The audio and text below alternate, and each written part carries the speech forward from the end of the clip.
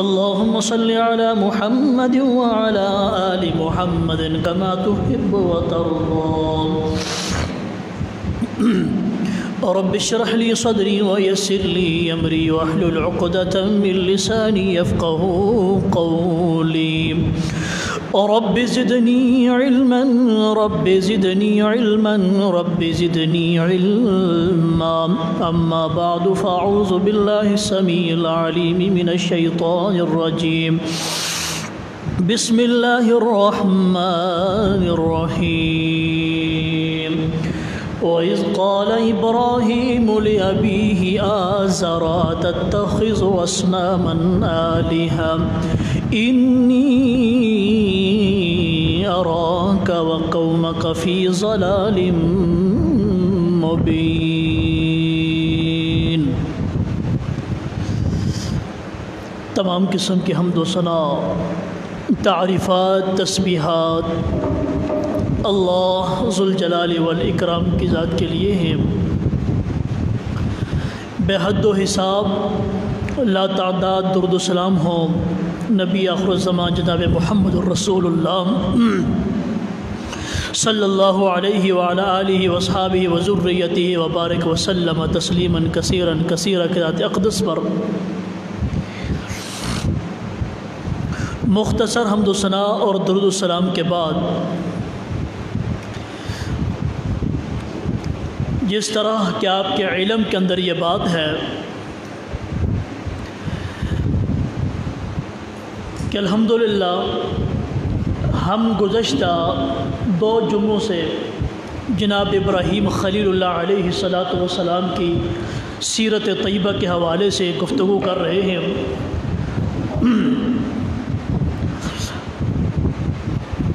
مختصر سے وقت میں کوشش کروں گا زیادہ بات ہو۔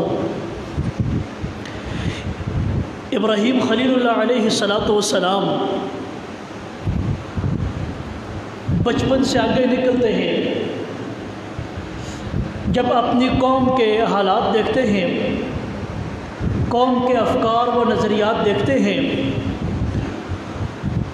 تو جناب ابراہیم خلیل اللہ علیہ السلام نے مشاہدہ کیا، دیکھا کہ جناب ابراہیم علیہ السلام کی قوم نہ صرف بتوں کی پجاری ہے، نہ صرف بتوں کی پوجا کرتی ہے، بلکہ بتوں کے ساتھ ساتھ وہ چاند، سورج، ستاروں کی پوجا بھی کرتی ہے، اور اس کے ساتھ وہ فرشتوں کے پجاری تھے، وہ جنات کے پجاری تھے، وہ شاہ پرست لوگ تھے۔ لوگوں کی جہالت سے فائدہ اٹھاتے ہوئے وقت کے بادشاہ نمرود نے خود خدائی کا دعویٰ کیا ہوا تھا، لوگ اس کو بھی خدا مانتے تھے۔ یہ شاہ پرستی جو آج ہمارے معاشرے میں ہے، یہ صرف ہمارے معاشرے کی نہیں ہے، یہ شاہ پرستی جو ہے یہ جناب ابراہیم خلیل اللہ علیہ السلام کے زمانے سے چلتی آ رہی ہے۔ آج بھی ہمارے گلی محلے کے اندر ہر دوسرا تیسرا بندہ جو سید اور شاہ بن کے بیٹھا ہوا ہے، یہ سب جو ہیں یہ نقلی چورن بیچنے والے ہیں، یہ سب لوگوں کو دھوکہ دینے کے لیے اپنے نام کے ساتھ سید کا لفظ استعمال کرتے ہیں، شاہ کا لفظ استعمال کرتے ہیں، اور جس بندے کے نام کے ساتھ ہمارے معاشرے میں شاہ اور سید کا لفظ لگ جائے، لوگ اس کے سامنے سے جھک کر چلتے ہیں، لوگ اس کو سلوٹ کرتے ہیں کہ یہ شاہ ہے، یہ سید ہے، یہ سارے سید، سارے شاہ یہ وہ نہیں ہیں، وہ آل رسول تھے، وہ اہل بیت تھے۔ یہ جس طرح ہم کہتے ہیں کہ یہ ہماری واحد برانچ ہے، اس کے علاوہ ہماری اور کوئی برانچ نہیں ہے، اس کے علاوہ ہماری کوئی اور دکان نہیں ہے، بند بند ہے تیرا بند ہے.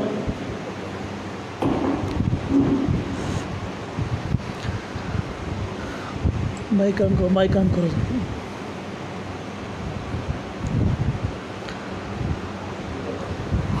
اوپر والا بٹن دوسرے نمبر پر. اسی طرح ہم کہتے ہیں دکان کے بعد لکھا ہوتا ہے نکالوں سے ہوشیار رہے. یہ بھی وہی چیز ہے مینوان، یہ وہی شاہ پرستی اور سید پرستی ہے جو ہمارے معاشرے میں چل رہی ہے. یہ بڑی لمبی چوڑی بات ہے، میں نہیں کرنا چاہتا، لیکن میں ابراہیم علیہ السلام کی قوم کی بات کر رہا ہوں. وہ شاہ پرست تھے، وہ سید پرست لوگ تھے، اور وقت کے شاہوں نے لوگوں کی جہالت سے فائدہ اٹھا کر خود خدائی کا دعویٰ کیا ہوا تھا. اور ابراہیم علیہ السلام نے مناسب سمجھا کہ قوم کے عقیدے کو قوم کی نظر کے سامنے، قوم کی آنکھوں کے سامنے بیان کر کے اس کی تردید کی جائے.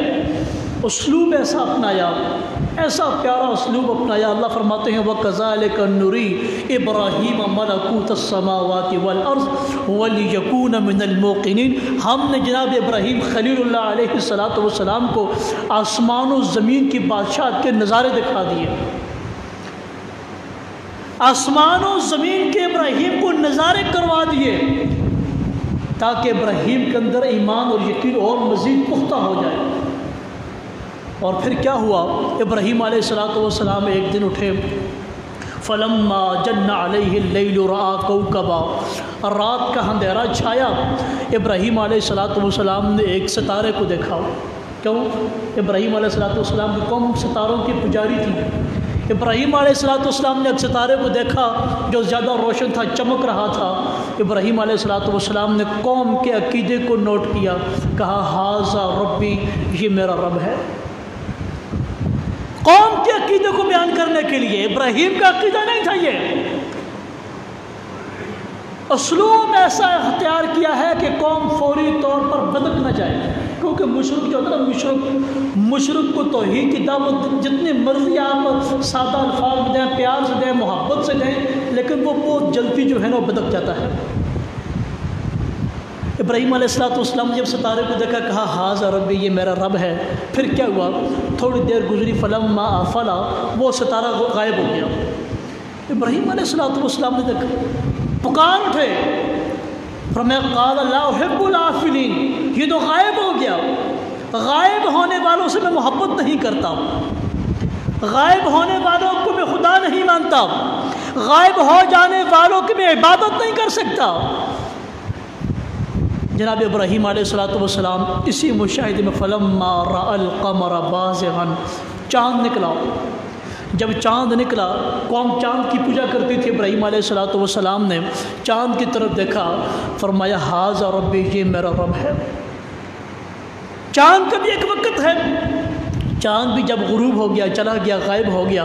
ابراہیم علیہ السلام پکار اٹھے، قال لئن لم يهدني ربی لأكونن من القوم الضالین. اے میرے رب، اگر تو نے مجھے ہدایت نہ دی، میں گمراہ قوم میں سے ہو جاؤں گا، میں بھی ان کے ساتھ ہو جاؤں گا. صبح ہوئی، ابراہیم علیہ السلام فلما رأى الشمس بازغة قال ھذا ربی ھذا اکبر. جب سورج طلوع ہوا، سورج کی کرنیں پھوٹی، ہر طرف روشنی ہی روشنی، اجالا ہی اجالا، خوبصورتی ہی خوبصورتی نظر آئی. فرمایا ھذا ربی ھذا اکبر، یہ میرا رب ہے اور یہ سب سے بڑا ہے. ستارے کے مناسبت سے اور چاند کے مناسبت سے سورج سب سے بڑا ہے. ویسے بھی اجرام سماویہ جو ہیں، آسمانی جو یہ سیارے ہیں، ان سب میں سے بڑا جو ہے، اب سائنس پڑھنے والے لوگ جانتے ہیں، سورج سب سے بڑا ہے. روشنی کے لحاظ سے بھی، جسامت کے لحاظ سے بھی، تمام سیاروں سے سورج سب سے بڑا ہے. اور سورج جو ہے، انسانی زندگی کے تسلسل کے ساتھ سورج کی بہت مطابقت اور اہمیت ہے، بہت افادیت ہے. زندگی گزارنے کے لیے سورج کی تپش، سورج کی حرارت، سورج کی روشنی انسان کے لیے نہیں بلکہ ہر ذی روح چیز کے لیے بہت ضروری ہے. تو ابراہیم علیہ السلام نے جب سورج کو دیکھا، ہاذا ربی، فرمایا یہ میرا رب ہے. کیوں؟ ہاذا اکبر، فرمایا یہ سب سے بڑا ہے، چاند سے بھی بڑا ہے، ستاروں سے بھی بڑا ہے، یہ میرا رب ہے. لیکن جو چیز عارضی ہوتی ہے، جو چیز محتاج ہوتی ہے، وہ اس کو ختم ہونا ہوتا ہے. شام آئی، سورج غروب ہو گیا. جب سورج غروب ہوا تو ابراہیم علیہ السلام قوم کے سامنے چلا اٹھے، میں فلما افلت، ایسا نہیں ہو سکتا، ایسا نہیں ہو سکتا. جو چیز غروب ہو جائے، جس کی روشنی ختم ہو جائے، جو آنکھوں سے اوجھل ہو جائے، جو خود کسی کے آنے جانے کی محتاج ہو، ابراہیم کا وہ رب نہیں ہو سکتا. فرمایا انی بریء مما تشرکون، اے میری قوم، میں آپ کے ان تمام خداؤں سے بری الذمہ ہوں، میں کسی کی عبادت نہیں کرتا. انی وجہت وجہی للذی فطر السماوات والارض حنیفا وما انا من المشرکین، میں اپنے چہرے کو اپنے رب کے متوجہ کرتا ہوں. جب ابراہیم علیہ السلام نے یہ اعلان کیا، پھر کیا ہوا؟ وحاجہ قومہ قال اتحاجونی فی اللہ، قوم لڑ پڑی ابراہیم علیہ السلام سے، کیا آپ ہمارے معبودوں کی نفی کر رہے ہیں؟ آپ ہمارے معبودوں کی نفی کر رہے ہیں؟ وحاجہ قومہ، قوم لڑ پڑی. ابراہیم علیہ السلام نے پوچھا اتحاجونی، کیوں لڑ رہے بھائی، کیوں لڑ رہے مجھ سے؟ اللہ کے بارے میں لڑ رہے جس نے مجھے ہدایت دی ہے، جس نے مجھے سیدھا راستہ دکھایا ہے، جس نے میری رہنمائی کی ہے. آپ اس رب کے بارے میں میرے ساتھ لڑ رہے ہیں اور مجھے آپ اپنے ان معبودوں سے ڈرا رہے ہیں. وَكَيْفَ أَخَافُ مَا أَشْرَكْتُمْ وَلَا تَخَافُونَ أَنَّكُمْ أَشْرَكْتُمْ بِاللَّهِ، اور میں کیسے ڈر جاؤں ان بتوں سے، ان پتھروں کے لکڑیوں کے بنی ہوئی مورتیوں سے؟ میں کس طرح ڈروں، میں کس طرح ڈر جاؤں؟ آپ اس رب سے نہیں ڈرتے جس رب نے ان معبودوں کے بارے میں، ان کی عبادت کے بارے میں کوئی دلیل نازل نہیں کی. آپ اس رب سے نہیں ڈرتے، میں ان معبودان باطل سے ڈر جاؤں؟ عقیدہ، توحید پرست آدمی ان چیزوں سے نہیں ڈرتا. آج ہمارے بھی کچھ لوگ جو ہیں، جو کمزور عقیدے کے لوگ ہیں، وہ کسی قبر کے پاس سے بھی نہیں گزرتے، ڈر جاتے ہیں.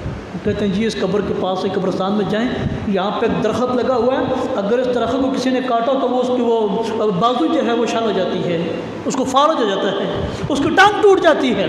اور لوگ جو بد عقیدہ ہوتے ہیں وہ بیچارے وہاں سے گزرتے بھی نہیں، پتہ نہیں ہمیں کیا ہو جائے گا. بے شمار ایسے دلائل ہمارے پاس موجود ہیں، ایسی مثالیں موجود ہیں لوگوں کی. لیکن میں بات ابراہیم علیہ السلام کی قوم کی کر رہا ہوں کہ وہ لوگ کس طرح اجرام سماویہ کے پجاری تھے.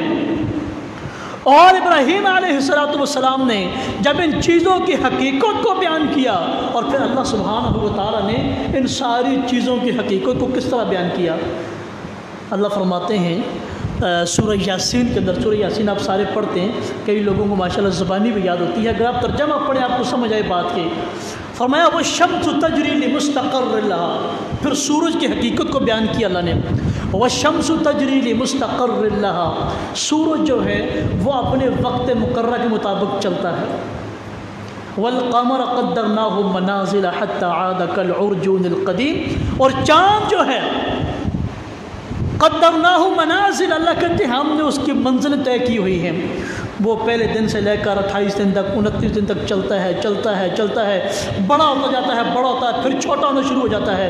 پھر جب آخری دن کا چاند ہوتا ہے تو میں حتی عاد کالعرجون القدیم، وہ کھجور کی خشک ٹہنی کی طرح باریک ہو جاتا ہے، بالکل جب نظر نہیں آتا پھر ہمیں اتنا باریک ہو جاتا ہے. فما الشمس ينبغي لها ان تدرك القمر ولا الليل سابق النهار، یہ سارے سورج چاند ستارے، یہ سارے کے سارے جو ہیں دن اور رات، یہ اللہ کے حکم کے پابند ہیں. یہ چاند کے بس کی بات نہیں وہ سورج سے آگے نکل سکے، سورج کے بس کی بات نہیں وہ چاند سے پہلے نکل سکے، رات کے بس کے بات نہیں دن سے پہلے آئے، دن کے بس کی بات نہیں رات سے پہلے آ جائے. کل فی فلک یسبحون، ہر ایک اللہ کے حکم کو اور اپنے وقت مقررہ کا پابند ہے. ومن آیاتہ اللیل والنہار والشمس والقمر، یہ ساری رات، دن، سورج، چاند، یہ کیا ہیں؟ یہ اللہ کی نشانیاں ہیں۔ فرمایا لا تسجدوا للشمس ولا للقمر، لوگوں سورج کو بھی سجدہ نہ کرو، چاند کو بھی سجدہ نہ کرو۔ سجدہ کس کو کرنا ہے؟ وَاسْجُدُوا، اس کو سجدہ کرو، لِلَّهِ الَّذِي خَلَقَهُنَّ، جو ان سب کو پیدا کرنے والا ہے، اس کو سجدہ کرو۔ جو سورج کا بھی رب ہے، چاند کا بھی رب ہے، ستاروں کا بھی رب ہے، میرا بھی رب ہے، آپ کا بھی رب ہے، زمین کا بھی رب ہے، آسمان کا بھی رب ہے، اس رب کو سجدہ کرو، اس کے سامنے جھکو۔ اور سورج جو ہے ماشاءاللہ پڑھے لکھے لوگ ہیں، آپ نے پڑھا ہی ہوگا، مطلب صحیح بخاری کی روایت ہے، نبی کریم صلی اللہ علیہ وسلم نے ابو ذر سے پوچھا تھا کہ ابو ذر مجھے یہ بات بتلاؤ کہ یہ جو سورج ہے اتنا بڑا، یہ غروب ہو جاتا ہے، تو یہ غروب ہو کر کہاں جاتا ہے؟ کتنا بڑا سوال ہے نا، امپورٹنٹ سوال ہے یہ اتنا بڑا سورج، ابھی اتنی روشنی ہے، جائے اچانک اندھیرا چھا جائے گا، یہ سورج کیا کہاں جائے گا؟ یہ تو ابو ذر نے کیا کہا؟ اللہ و رسولہ اعلم، اللہ اور اس کے رسول بہتر جانتے ہیں، اللہ کے رسول مجھے نہیں علم اس بارے میں۔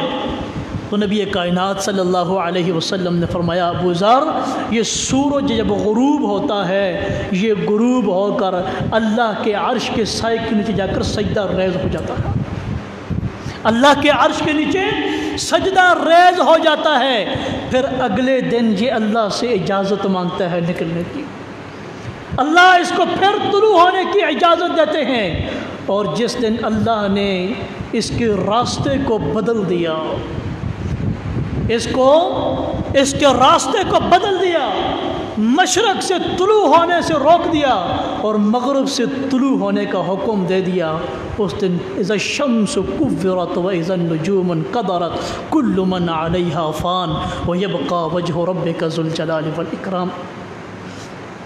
یہ سورج، چاند، ستارے، یہ ان کی حقیقت اللہ سبحانہ و تعالیٰ نے قرآن عظیم کے اندر بڑے پیارے انداز میں بیان فرمائی ہے۔ ابراہیم خلیل اللہ علیہ السلام کی میں بات کر رہا تھا، ابراہیم علیہ السلام نے قوم کے عقیدے کو نوٹ کرنے کے بعد اگلی مرتبہ توحید کے میدان میں قدم رکھا، پہلا قدم توحید کے میدان میں۔ اور یہ بات یاد رکھیے کہ جب توحید کی دعوت، دین کی دعوت، دین کی تبلیغ ہم شروع کرتے ہیں تو سب سے پہلے اپنے گھر کو دیکھتے ہیں۔ یہ شریعت کا اصول ہے کہ سب سے پہلے اپنے آپ کو دیکھو، اپنے گھر کو دیکھو، اپنے ماں باپ، بہن بھائی، قوم، قبیلہ، برادری، ان کو دیکھو، اس کے بعد میدان عمل میں نکلو۔ ابراہیم خلیل اللہ علیہ السلام نے کیا اسلوب اپنایا؟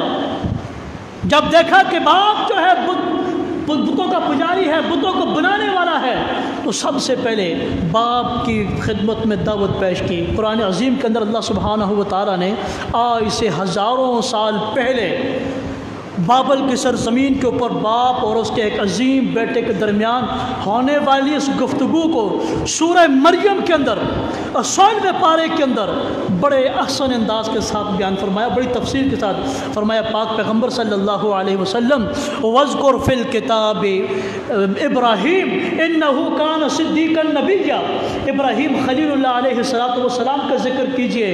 اِنَّهُ كَانَ صِدِّيقًا نَبِيًّا، وہ ایک سچے نبی تھے۔ ہر نبی سچا ہوتا ہے، ہر نبی سچا ہوتا ہے، اور یاد رکھیں شریعت کے اندر نبوت سب سے بڑا منصب ہے، نبوت سب سے بڑا منصب ہے، نبوت کے بعد سب سے بڑا منصب سچائی ہے، سچائی نبوت کے بعد سب سے بڑا منصب ہے۔ اور یہ بات یاد رکھیے، ہر نبی جو ہے منصب صدیقیت کے اوپر ہوتا ہے۔ تو ابراہیم علیہ السلام نے اپنے باپ سے کہا، اذ قال لأبیہ، دعوت شروع ہو گئی، لأبیہ یا ابت لم تعبد ما لا يسمع ولا يبصر ولا یغنی عنک شیئا، میرے ابا جان مجھے یہ بات بتائیں۔ دیکھیں کتنا پیارے انداز میں، ڈنڈا نہیں نکال لیا، کیا ابا جی دسو یہ کیوں ان کے سامنے سجدہ ریز ہوتے ہیں؟ بڑے باپ کا جو رشتہ تھا، باپ کا جو مقام تھا، اس مقام کو ملحوظ خاطر رکھا ہے۔ ہماری شریعت میں یہ دعوت دیتی ہے، یہی فکر دیتی ہے، ماں باپ اگر مشرک ہوں، ماں باپ اللہ اور اس کے رسول کا اگر نافرمان بھی ہیں، لیکن اپنے عقیدے کے لحاظ سے آپ ان کی بات کے پیچھے نہ جائیں، لیکن بحیثیت ماں باپ ان کا جو مقام ہے، ان کے تقدس کا خیال رکھیں۔ ابراہیم علیہ السلام اپنے اذ قال لأبیہ یا ابت لم تعبد ما لا يسمع ولا يبصر ولا یغنی عنک شیئا، میرے ابا آپ ان چیزوں کی عبادت کیوں کرتے ہیں جو آپ کی بات کو سن نہیں سکتے، آپ کی بات کا جواب دے نہیں سکتے، وہ آپ کو دیکھ نہیں سکتے، ولا یغنی عنک شیئا، آپ کی کسی مصیبت کو دور نہیں کر سکتے، آپ کے کسی کام نہیں آ سکتے۔ یا ابتی، اے میرے ابا جان، انی قد جاءنی من العلم، بے شک میرے پاس وہ علم آ گیا ہے ما لم یاتک، ابا جی آپ کو اس بات کا علم نہیں ہے، یہ ضروری نہیں ہے کہ باپ ہی بیٹے کو نصیحت کرے۔ اگر بیٹے نے تعلیم حاصل کر لی ہے، بیٹا پڑھ لکھا ہے، وہ اپنے باپ کو نصیحت کر سکتا ہے، اپنے باپ کو تعلیم دے سکتا ہے۔ ابراہیم خلیل اللہ علیہ السلام یہی فرما رہے ہیں، یا ابتی، اے میرے ابا جان، انی قد جاءنی من العلم، میرے پاس وہ علم آ گیا ہے ما لم یاتک، جو آپ کے پاس نہیں آیا، فاتبعنی اہدک صراطا سویا، ابا جان میری بات کو مانے، میری بات کو مانے، میں آپ کو سیدھا راستہ دکھاؤں گا، آپ میری بات کو تسلیم کریں، جو راستہ میں آپ کو دکھا رہا ہوں یہ سیدھا راستہ ہے۔ یا ابتی لا تعبد الشیطان، اے میرے ابا شیطان کی ہر وقت جب بھی ابراہیم علیہ السلام بولے ساتھ میں ضرور یہ بات کہی کہ اے میرے ابا، یا ابتی، اے میرے ابو جان، یا ابتی لا تعبد الشیطان، ابا شیطان کی عبادت نہ کرے، اللہ کے علاوہ جتنی بھی چیزوں کی عبادت کی جاتی ہے وہ ساری چیزیں شیطان کی عبادت سے تعبیر ہوتی ہیں۔ کیوں؟ ان الشیطان کان للرحمن عصیا، فرمایا شیطان جو ہے اللہ سبحانہ و تعالیٰ کا نافرمان ہے، اللہ کا نافرمان ہے۔ میرے ابا کہیں آپ بھی میرے رب کے نافرمان نہ ہو جانا، انی اخاف ان یمسک عذاب من الرحمن، بیٹے بیٹے ہی ہوتے ہیں، باپ کو جتنا مرضی ظلم کرے تشدد کرے، لیکن اولاد جو ہوتی ہے وہ والدین کی محبت ان کے اندر سے کم نہیں ہوتی، نہ والدین کے اندر سے اولاد کی محبت کم ہوتی ہے۔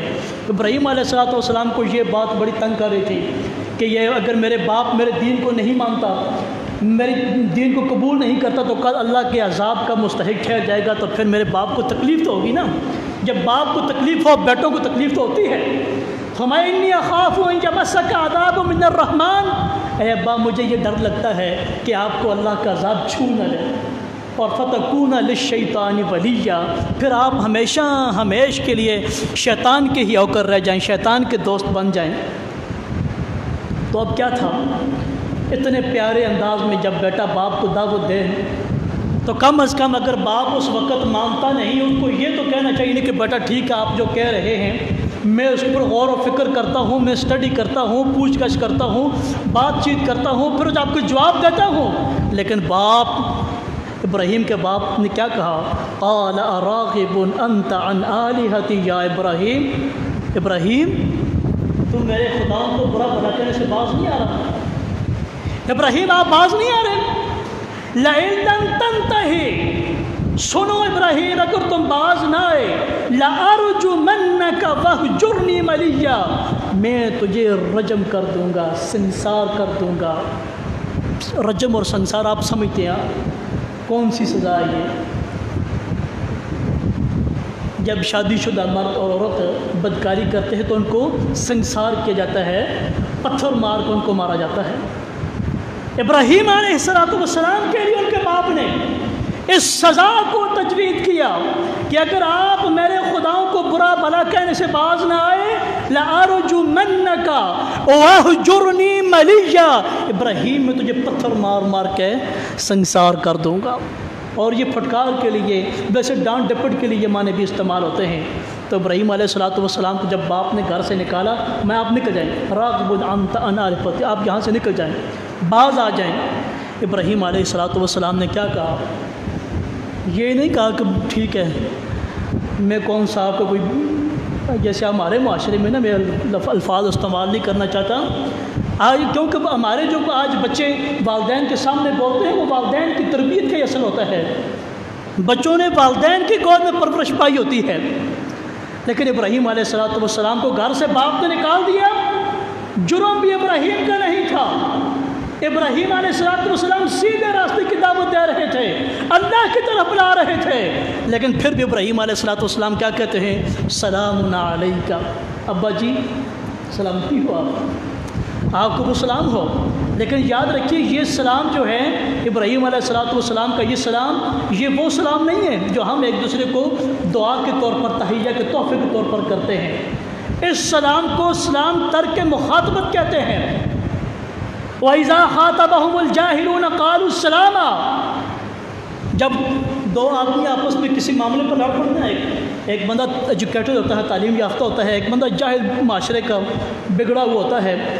اب جو بندہ تعلیم یافتہ ہوتا ہے وہ ہوتا حق پر ہے، لیکن بڑے بازار میں لڑائی ہو رہی ہے، وہ بیچارہ اپنی عزت کا بھوکا ہوتا ہے، اس کو اپنی عزت کا احساس ہوتا ہے، وہ یہ سمجھتا ہے یار یہ پورے لوگ دیکھ رہے ہیں معاشرے میں، یہ پتہ نہیں کس طرح کی باتیں کرے گا، وہ یہ کہتا ہے میرے بھائی میری جان چھوڑ دو، میری طرف سے آپ کو سلام ہے، یہ سارا کچھ آپ لے لیں، مجھے صرف جانے دیں یہاں سے، بس میں آپ سے کسی چیز کا مطالبہ نہیں کرتا، سب آپ سچے ہیں، میں جھوٹا ہوں، بس مجھے صرف جانے دیں۔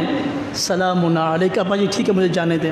لیکن پھر ابراہیم علیہ السلام نے محبت کا ایک دریا بہا دیا، اتنی نفرت، باپ کی اتنی نفرت کے بعد، گھر سے نکال دینے کے بعد پھر بھی کہا سأستغفر لک ربی انہ کان بی خفیہ، میں اپنے رب سے ابا جی آپ کے لیے مغفرت کی دعا ضرور کرتا رہوں گا۔ باپ اور باپ بھی رحم دل ہوتے ہیں، لیکن بعض اولاد بھی جو ہے بڑی رحم دل ہوتی ہے، نیک اولاد ہوتا ہے۔ سأستغفر لك ربي إنه كان بي خفيا وأعتزلكم وما تدعون من دون الله وأدعو ربي عسى ألا أكون بدعائك ربي شقيا۔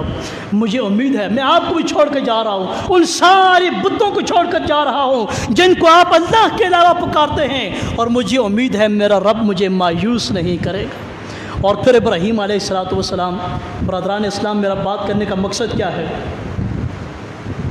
توحید کے لیے کھڑے ہو جائیے،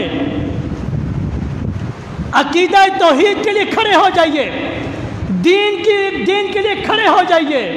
ہمیں سیرت ابراہیم یہ پیغام دے رہی ہے کہ اگر اللہ کے راستے میں، توحید کے راستے میں، دین کے راستے میں ماں باپ جیسی عظیم ہستیاں اگر حائل ہوتی ہیں تو ان کو بھی چھوڑ دیا جائے۔ قوم، قبیلہ، برادری، مال، دولت، جائیداد سب کچھ چھوڑ دیں، سب کچھ قربان کر دیں۔ لیکن آج ہمیں یہ فکر ہوتی ہے باپ نے گھر سے نکال دی تو کیا کریں گے پھر بھائی؟ باپ گھر سے نکال دے گا، قوم والے، قبیلے والے، برادری والے، کوئی بندہ ہم سے سلام تک نہیں کرے گا، ہمارے ساتھ اٹھے گا نہیں، بیٹھے گا نہیں، ہم زندگی کس طرح گزاریں گے؟ تو بھائیو دوستو، عرض یہ ہے کہ بابل کی سرزمین کے اوپر اور اس وقت کے اندر آپ تاریخ کو اٹھا کر پڑھیں، پوری زمین کے اوپر، مشرق سے مغرب، شمال سے جنوب، پوری زمین کے اوپر، آسمان کے نیچے ایک ابراہیم خلیل اللہ علیہ السلام اکیلے اللہ کو ماننے والے تھے، باقی پوری دنیا ابراہیم کے مقابلے میں کھڑی تھی۔ فتح کس کی ہوئی، شکست کس کی ہوئی، کامیاب کون ہوا اور ناکام کون ہوا، انشاءاللہ اگلے جمعے میں اس کا ذکر کریں گے۔ اللہ پاک سے دعا ہے کہ اللہ پاک ہمیں عمل کرنے کی توفیق عطا فرمائے۔ السلام علیکم۔